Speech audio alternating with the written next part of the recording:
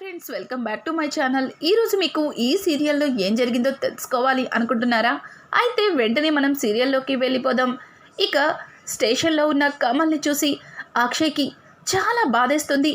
అలాగే కమల్, అన్నయ్య నాకేం తెలీదు అన్నయ్య, అసలు ఇదంతా ఎలా జరిగిందో నాకు అర్థం కావట్లేదు, వాటిని ఎలా వాడతారో కూడా నాకు తెలియట్లేదు అన్నయ్య. నాకు అసలు ఆఫీస్కి రావాలంటేనే ఇష్టం ఉండదని మీ అందరికీ తెలుసు కదా, మరి నేనెందుకు అలా చేస్తాను? నాకు భయంగా ఉందన్నయ్య, ఎలా అయినా సరే నువ్వే బయటికి తీసుకురావాలన్నయ్య అని చెప్పి ఇక కమల్ అయితే తను మనసులో ఉన్న బాధని అక్షయ్కి చెప్తూ ఉంటాడు. అక్షయ్ కొద్దిసేపు ఆలోచించుకున్న తర్వాత ఇక ఇన్స్పెక్టర్ దగ్గరికి వచ్చి వెళ్ళి, సార్, నా తమ్ముడు కమల్ ఏ తప్పు చెయ్యలేదు, అసలు వాటి గురించి వాడికేమీ తెలీదు, ఈ తప్పు చేసింది నేను, వాటిని తీసుకుంది నేను, నన్ను అరెస్ట్ చేయండి, వాడిని వదిలిపెట్టండి అని చెప్పి ఇక అక్షయ్ అయితే ఒక్కసారిగా అక్కడ ఉన్న వాళ్ళందరికీ షాక్ ఇస్తాడు. ఇక అవని, ఏవండి, ఏం మాట్లాడుతున్నారు, ఎందుకండి అబద్ధం చెప్తున్నారు అని అంటూ ఉంటే, అలాగే రాజేంద్ర ప్రసాద్ కూడా, అక్షయ్ ఏం మాట్లాడుతున్నావురా, నువ్వు తప్పు చేశాను అని చెప్పి ఆ దేవుడే దిగి వచ్చి చెప్పినా నేను నమ్మను, నువ్విద్దంతా ఎందుకు చేస్తున్నావో నాకు తెలుసు, కమల్ని కాపాడడం కోసం నిందని నీ తల మీద వేసుకుంటున్నావు అని చెప్పి ఇంకా రాజేంద్ర అయితే అక్షయ్తో మాట్లాడుతూ ఉంటే, అక్షయ్, నాన్న, లేదు నాన్న, మీ నమ్మకాన్ని నిలబెట్టుకోలేనందుకు నన్ను క్షమించండి, ఇన్స్పెక్టర్ నన్ను అరెస్ట్ చేయండి అని చెప్పడంతో ఇక ఆ ఇన్స్పెక్టర్ జైల్లో ఉన్న కమల్ని బయటికి రిలీజ్ చేసి ఇక అక్షయ్ని అరెస్ట్ చేస్తారు. అక్షయ్ని అరెస్ట్ చేయడంతో ఒక్కసారిగా అవని చాలా బాధపడుతుంది. ఇన్స్పెక్టర్, ఆయన ఈ తప్పు చెయ్యలేదు, ఇదంతా ఎవరో కావాలని మా మీద కక్ష గట్టి చేశారు, ప్లీజ్ దయచేసి ఆయన్ని వదిలిపెట్టండి అని చెప్పి అవని అయితే ఇక ఇన్స్పెక్టర్ని చాలా ప్రాధేయపడుతుంది.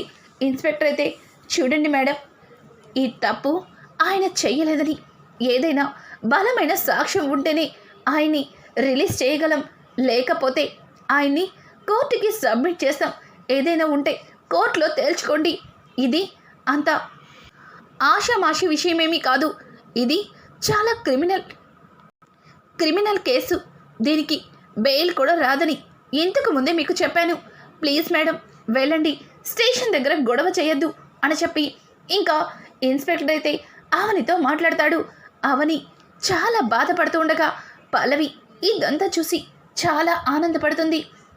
డాడ్, అందుకేనా ఇలా చేశారు, అసలు బావగారంతటి బావగారే ఈ తప్పుని తన నెత్తిన వేసుకున్నారు, అసలు ఒక్క క్షణం ఎంత ఆశ్చర్యంగా అనిపించిందో అని చెప్పి ఇక పల్లవి అయితే తను ఆలోచించుకుంటూ తెగ సంబరపడిపోతుంది. ఇంతలో కమల్, పల్లవి, అన్నయ్య ఏ తప్పు చెయ్యలేదు, నా కోసం అన్నయ్య తన నెత్తిన నింద వేసుకున్నారు అని చెప్పి ఇక కమల్ పాపం అమాయకంగా మాట్లాడుతూ ఉంటే పల్లవి, బావా, నాకు తెలుసు బావా, నువ్వే తప్పు చెయ్యవని నాకు తెలుసు, అలాగే బావగారు కూడా ఏ తప్పు చెయ్యలేదు, పదండి ఇంటికి వెళదాం, ఇన్స్పెక్టర్ గారు ఇక్కడ గొడవ చేయొద్దని చెబుతున్నారు కదా అని చెప్పి పల్లవి అయితే వాళ్ళందరికీ ఏదో సర్ది చెప్తున్నట్టుగా చెప్పి అక్కడి నుంచి తీసుకువెళ్తుంది.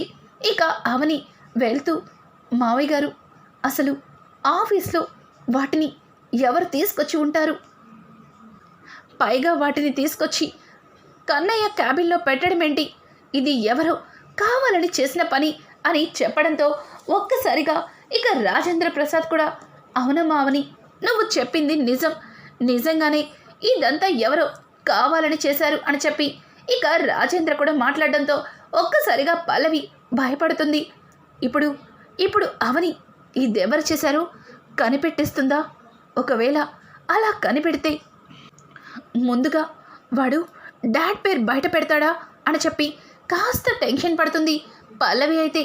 ఇక కమల్ అయితే, నువ్వేంటి పల్లవి అంత సైలెంట్గా ఉన్నావు, నీకు ఎవరి మీదైనా అనుమానం ఉందా అని చెప్పి కమల్ అయితే ఇక పల్లవిని అడుగుతాడు. పల్లవి, లేదు బావా, నాకెవరి మీద డౌట్ లేదు. నాకెందుకో ఇది ఎవరో మనమంటే గిట్టని వాళ్ళే చేశారు అని చెప్పి పల్లవి కాస్త తడబడుతూ మాట్లాడుతుంది.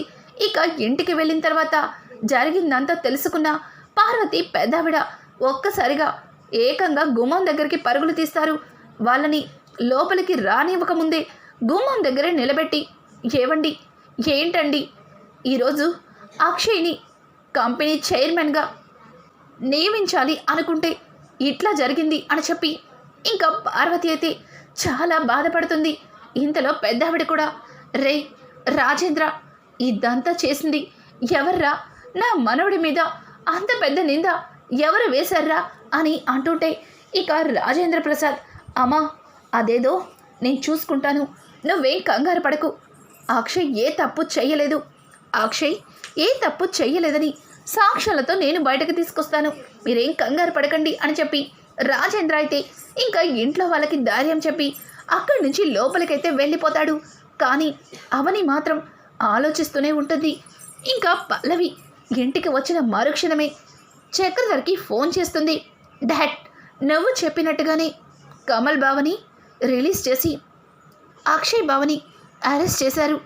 అసలు అసలు నీ ఐడియా సూపర్, బావంతటే బావే నేను తప్పు చేశాను అని చెప్పి జైల్లో కూర్చున్నాడు చూడు, అసలు ఆ సీన్ నాకు చాలా అంటే చాలా నచ్చింది అని చెప్పి ఇక పల్లవి అయితే తెగ సంబరపడిపోతూ చక్రధర్తో మాట్లాడుతుంది.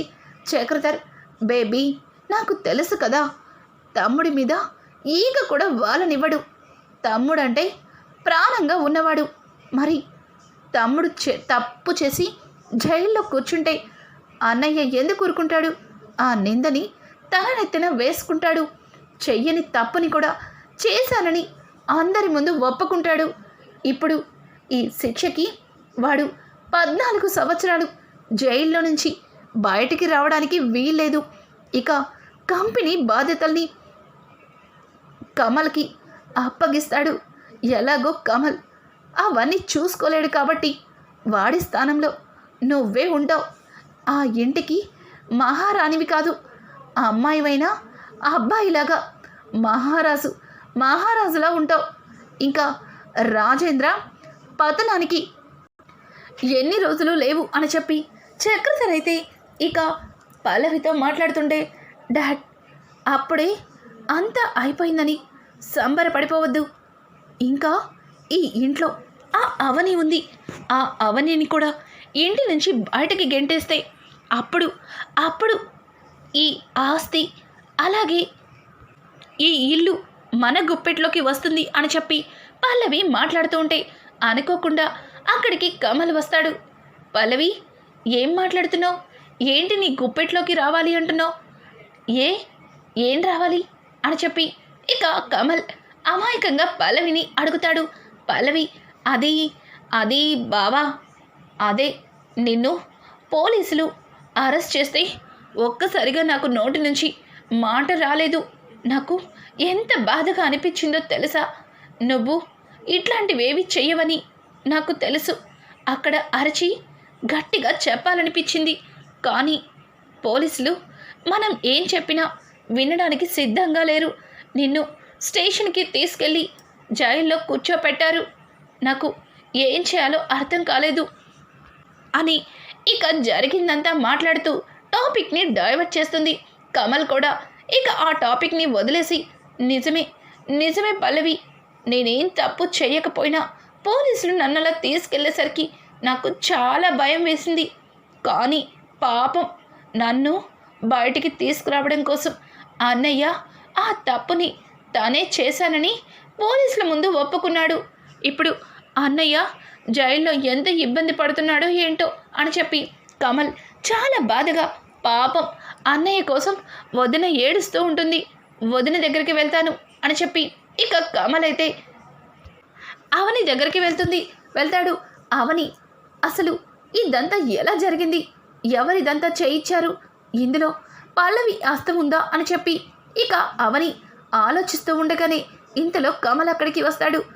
వదినా అని అంటుంటే, కన్నయ్య ఏమన్నా కావాలా అని అడగడంతో, లేదు, నేను నీతో మాట్లాడడానికే వచ్చాను. నువ్వు చాలా బాధపడుతున్నావు కదా. అన్నయ్య నన్ను బయటికి తీసుకురావడం కోసం చెయ్యని తప్పుని తనే చేసినట్టుగా అందరి దగ్గర ఒప్పుకున్నాడు. అన్నయ్య కూడా ఈ తప్పు చెయ్యలేదు అని చెప్పి కమల్ మాట్లాడుతూ ఉంటే కమల్ మాటలకి అవని, ఏం మాట్లాడుతున్నావు కన్నయ్య, ఆయన కూడా ఈ తప్పు చేయలేదు అంటే అసలు ఆ ప్యాకెట్లు ఆ గదిలో పెట్టిన వాళ్ళు నీకు తెలుసా అని అడగడంతో, లేదొదినా, నాకు తెలీదు. అవి ఆ గదిలోకి ఎలా వచ్చాయో నాకు అస్సలు తెలీదు. కానీ నేను వాటర్ తాగుదామని క్యాబిన్లోకి వెళ్ళేసరికి అదే మన ప్యూను ఆ లోపలే ఉన్నాడు అని చెప్పడంతో, ఏంటి, నువ్వు లోపలికి వెళ్ళేసరికి ప్యూన్ నీ రూమ్లో ఉన్నాడా అని అంటుంటే, అవునొదినా, తనే నా క్యాబిన్లో ఉన్నాడు. పైగా నువ్వేం చేస్తున్నావు అని అడుగుతుంటే, ఇదంతా శుభ్రం చేస్తున్నాను సార్ అని చెప్పాడు. అందుకే అతని మీద నాకు ఎట్లాంటి డౌటు రాలేదు. నాకెందుకో వాడే ఆ ప్యాకెట్లు తీసుకొచ్చి అక్కడ పెట్టాడేమో అనిపిస్తుంది అని చెప్పడంతో ఇక అవనికి వెంటనే, కన్నయ్య, నువ్వు చెప్పేది నిజమా? అయితే ఇప్పుడే కంపెనీలో ఉన్న సీసీ ఫుటేజ్ని చెక్ చేస్తే నిజమేంటో తెలుస్తుంది అని అంటుంటే, అవునదినా, సీసీ ఫుటేజ్ చూస్తే ఖచ్చితంగా తప్పెవరు చేశారో తెలిసిపోతుంది అని చెప్పి ఇక కమల్ కూడా మాట్లాడతాడు. వెంటనే అవని కమల్ని తీసుకొని ఆఫీస్కి అయితే వెళ్తుంది. ఆఫీస్లో సీసీ ఫుటేజ్ ఉన్న క్యాబిన్కి వెళ్తుంది.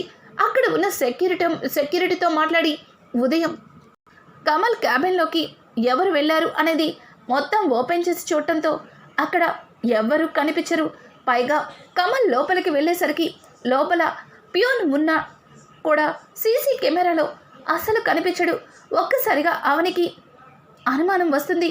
కమల్ కూడా, అదేంటి, నేను ఒక్కడనే కనిపిస్తున్నాను, ప్యూన్ కూడా ఉండాలి కదా, వాడేంటి కనిపించట్లేదు వదినా, వాడు కెమెరాకి కనిపించకుండా ఎందుకో పక్కకి నుంచున్నాడు, ఒక్కసారి చూడండి అని చెప్పి ఇక అవనికి చూపించడంతో అవని ఆ సీసీ ఫుటేజ్ మొత్తాన్ని చెక్ చేసిన తర్వాత ఇక అవనికి ఫైనల్గా ఆ ప్యాకెట్స్ పెట్టింది ఆ ఆఫీస్లో పనిచేసే ప్యూనే అన్న నిజం తెలిసిపోతుంది. వెంటనే ఇంకా రాజేంద్ర ప్రసాద్కి ఫోన్ చేసి జరిగిందంతా కూడా కమల్ చెప్తాడు. ఇక రాజేంద్ర కూడా ఆఫీస్కి వచ్చి ప్యూన్ని పట్టుకుంటాడు. ప్యూన్ని చడమడ కొట్టి, ఎందుకు ఆ ప్యాకెట్స్ని కమల్ గదిలో పెట్టావు చెప్పు అని చెప్పి అతన్ని నిలదీయడంతో అతను అది సార్, అది నేను అని చెప్పి తడబడుతూ ఉంటే ఇంతలో అక్కడికి పల్లవి కూడా వస్తుంది. పల్లవిని చూసిన కమల్, పల్లవి, ఇదిగో వీడే నా క్యాబిన్లో ఆ ప్యాకెట్స్ పెట్టింది, వీడే ఇదంతా చేశాడు అని చెప్పి ఇక కమల్ అయితే పల్లవికి చెప్తాడు. ఒక్క క్షణం పల్లవికి గుండాగినంత పని అవుతుంది. ఎందుకంటే ఆ ప్యూన్తో డబ్బిచ్చి చేయించింది వాళ్ళే కాబట్టి వాడెక్కడ నోరు విప్పితే పల్లవి అందరి ముందు ఒక దోషిలాగా నిలబడవలసి వస్తుంది అని చెప్పి పల్లవి తనలో తను భయపడుతుంటుంది. ఏయ్, నువ్వేనా ఆ ప్యాకెట్స్ కమల్ బావ గదిలో పెట్టింది చెప్పు అని చెప్పి ఇక పల్లవి భయపడుతూనే అతన్ని నిలదీస్తుంది. అది నేనే చేశాను అని చెప్పి ఇక ప్యూన్ అయితే ఒప్పుకుంటాడు. వెంటనే అతన్ని తీసుకొని స్టేషన్కి అయితే వెళ్తారు. ఇక కమల్ అయితే, అన్నయ్య ఆ ప్యాకెట్లు నా క్యాబిన్లో ఎవరు పెట్టారో తెలిసిపోయింది అన్నయ్య, ఇదంతా మన ఆఫీస్లో పనిచేసి ప్యూన్ గడే చేశాడు అని చెప్పి కమల్ అయితే పాపం అమాయకంగా ఇంకా అక్షయ్కి చెబుతూ ఉంటాడు. అక్షయ్ ఒక్కసారిగా షాక్ అయిపోతాడు. ఏంటి, ప్యూన్ చేశాడా అని అంటుంటే, అవునన్నయ్య, మన వదినే సీసీ ఫుటేజ్ మొత్తం చెక్ చేసి పట్టుకుంది. వాడు ఇదంతా కావాలనే చేశాడు, వాడెందుకు చేశాడు ఈరోజు వాడంతా చూస్తాను అని చెప్పి కమల్ మాట్లాడుతూ ఉంటాడు. ఇంతలో ఇన్స్పెక్టర్ రావడంతో ఇక రాజేంద్ర ప్రసాద్, ఇన్స్పెక్టర్, అసలు ఆ ప్యాకెట్స్ మా ఆఫీస్కి రావడానికి కారణం వీడే వాటిని తీసుకొచ్చి నా కొడుకు ఉన్న క్యాబిన్లో పెట్టాడు. నా పెద్ద కొడుకు చెయ్యని తప్పుకి శిక్షని అనుభవిస్తున్నాడు. విన్ని విన్ని అని చెప్పి ఇక రాజేంద్ర ముందుకు వెళ్తుంటే, సార్ సార్ ఆగండి, ఈ తప్పు చేసింది వీడే అని మీకెవరు చెప్పారు? మీరు కావాలని కేసుని తప్పుదో పట్టించడానికి ఇట్లాంటి తప్పుడు సాక్ష్యాన్ని పెడుతున్నారేమో అని అంటుంటే, ఇక అవని తన మొబైల్లో ఉన్న సీసీ ఫుటేజ్ మొత్తాన్ని కూడా ఇన్స్పెక్టర్కి చూపిస్తుంది. ఇక ఇన్స్పెక్టర్ ఆ సీసీ ఫుటేజ్ని చూసిన తర్వాత ఆ ప్యూన్ని పట్టుకుని, రేయ్ ఎందుకురా ఇదంతా చేసావు? తప్పు చేసి ఎందుకు తప్పించుకోవాలి అనుకుంటున్నావు? ఎప్పటి నుంచి మొదలు పెట్టావురా ఈ బిజినెస్ అని చెప్పి ఇక ఇన్స్పెక్టర్ అయితే అతనికి 2 చెంపలు వాయ కొడతాడు. ఇంకా అతను సార్ సార్ కొట్టద్దు అని అంటూ ఉంటే పక్క నుంచి అవని, సార్ వీడిని చూస్తుంటే వీడికి అంత సీన్ అయితే లేదు. వీడి వెనకుండి ఎవరో వీడిని ఇవన్నీ చేయించారని మాత్రం అనిపిస్తుంది. వాడికి మీ స్టైల్లో 4 తగిలిస్తే అన్ని నిజాలు బయటకు వస్తాయి అని చెప్పి అవని మాట్లాడటంతో అవని మాటలకి ఇక ఇన్స్పెక్టర్, రేయ్ నిజం చెప్తావా లేకపోతే మా స్టైల్లో 4 తగిలించమంటావా అని చెప్పి వెంటనే లాఠీని తీస్తుంటే ఇక ఆ ప్యూన్ భయపడుతూ, వద్దు వద్దు కొట్టద్దు, చెప్తాను అని అనడంతో ఇంకా పల్లవి అయితే తెగ టెన్షన్ పడిపోతుంది. పల్లవిని చూసిన అవని, వీడు నిజం చెప్తానంటే పల్లవి ఎందుకు అంతలా భయపడుతుంది? వీడికి డబ్బిచ్చి ఇదంతా పల్లవినే చేయించలేదు కదా అని చెప్పి ఇక అవని భయపడుతూ ఉంటే ఆ ప్యూన్, సార్ ఇది ఎవరు చెప్తే చేసింది కాదు, నేనే డబ్బుకి కక్కుర్తిపడి ఆఫీస్లో ఇస్తున్న జీతం సరిపోక ఇలా మరొక బిజినెస్ని మొదలు పెట్టాను. నాకు వీటి గురించి పెద్దగా అవగాహన లేదు, కానీ డబ్బు కోసమే ఈ తప్పు చేశాను. ఇందులో ఎవరి ప్రమేయం లేదు, నన్ను నమ్మండి, ఈ తప్పు చేసింది నేనే అని చెప్పి ఇక ఆ ప్యూన్ అయితే ఇన్స్పెక్టర్ కాళ్ళ మీద పడి, ప్లీజ్ సార్, పిల్లలు గలవాణ్ణి, నన్ను వదిలిపెట్టేయండి అని చెప్పి అతనైతే ఇంకా తెగ రిక్వెస్ట్ చేస్తాడు. వెంటనే ఇన్స్పెక్టర్, ఏంట్రా నువ్వు చేసింది మామూలు పని కాదు, మీ వల్ల ఇట్లాంటి పెద్ద మనుషులు ఇంత దూరం రావాల్సి వచ్చింది, నిన్ను విడిచిపెట్టేదే లేదు అని చెప్పి ఇక అతన్ని జైల్లో వేసి అక్షయ్ని బయటికి వదులుతారు. అక్షయ్ దగ్గరకు వచ్చి, సార్ క్షమించండి, నిజాలు తెలియక మాకొచ్చిన ఇన్ఫర్మేషన్ వల్ల మిమ్మల్ని అరెస్ట్ చేయవలసి వచ్చింది అని చెప్పి ఇక ఇన్స్పెక్టర్ అయితే వాళ్ళకి క్షమాపణలు చెప్తాడు. ఇటు చూస్తే పల్లవి అమ్మయ్య అని చెప్పి ఒక్కసారిగా ఊపిరి పీల్చుకుంటుంది. ఇక అక్షయ్ని దగ్గరికి తీసుకున్న రాజేంద్ర ప్రసాద్, నాకు తెలుసురా నువ్వు ఎప్పుడు ఏ తప్పు చేయవని, నువ్వు ఈ రాజేంద్ర ప్రసాద్ పెద్ద కొడుకువి, నువ్వు తప్పు చేశావని ఆ దేవుడు దిగి వచ్చిన నమ్మనని ఇందుకే చెప్పాను.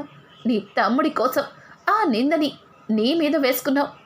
నువ్వు నేను లేకపోయినా నా కుటుంబాన్ని సంతోషంగా చూసుకుంటావన్న నమ్మకాన్ని తెచ్చుకున్నావు అని చెప్పి ఇక రాజేంద్ర ప్రసాద్ మరొకసారి అక్షయ్ని పొగడేస్తాడు. ఇదంతా చూసిన పల్లవి అయితే చాలా కోపంగా పళ్ళు నూరుతూ ఇంకా అక్కడి నుంచి బయటకైతే వెళ్ళిపోతుంది. రానున్న ఎపిసోడ్స్లో అసలు ఇదంతా చేసింది పల్లవి అన్న నిజం అవని తెలుసుకుంటుందా?